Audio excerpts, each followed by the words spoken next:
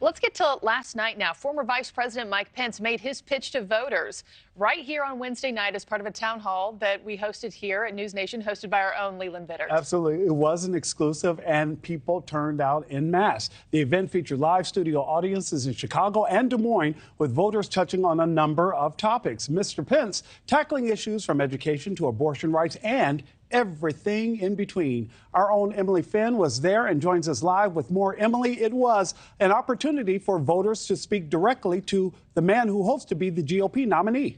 That's absolutely correct, Nick. And our studio was packed. I actually had a chance to be in the studio for the town hall. And I will say one of the defining moments of the night was when Pence said that he believes he is well known as a politician, but is not known well. Voters who participated in the town hall here in Chicago and remotely in Des Moines, Iowa, can now say they know Mr. Pence a little bit better.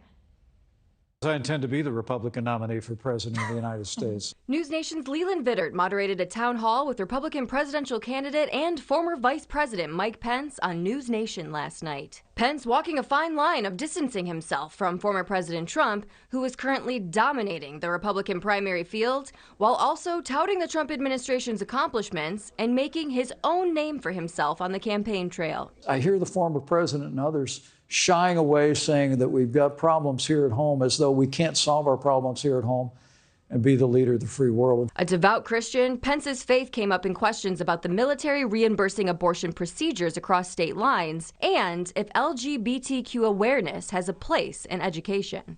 It is very hard for me to ask these questions after just hearing what I heard.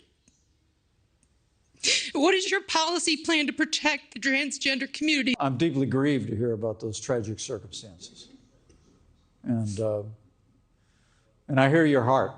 I hope you also hear my heart on this. For me, what adults do in their lives, decisions that they make, including transgender adults, is one thing. But for kids under the age of 18, there's a reason why we don't let you drive till you're 16. I'm saddened by the experiences that she recounts. Yeah.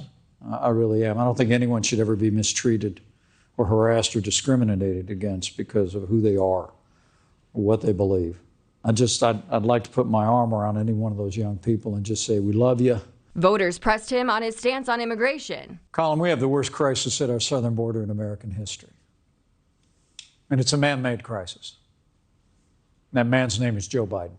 And Pence also voiced his support for Ukraine. If the Ukrainian military doesn't stop and repel that Russian invasion, it's not going to be too long before that Russian army crosses a border that our men and women in uniform are going to have to go and fight under our NATO treaty. But with 5% support among Republican Party voters, according to Real Clear Politics, it's an uphill battle for Pence to secure the nomination. How does it make you feel that a novice like Vivek Ramaswamy is challenging you in many cases ahead of you in regional and national polls? But despite single-digit support with just 4 months until the Iowa caucus, Pence says he believes he's the only Republican presidential candidate who has consistently upheld conservative values. I believe in a strong national defense, American leadership in the world.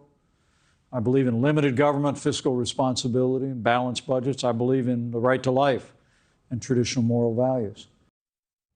Before the town hall began, our Leland Bittert asked the audience to raise their hand if they are an undecided voter and if they have not decided on their support in the Republican primary.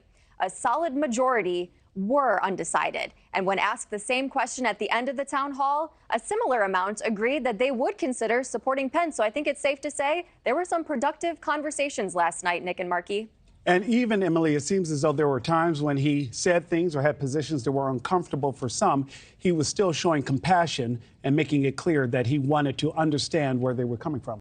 Emily Finn, thank you so much. Thank you for watching. Go to newsnationnow.com to find NewsNation on your television provider. And don't forget to click the red subscribe button below to get more of NewsNation's fact-driven, unbiased coverage.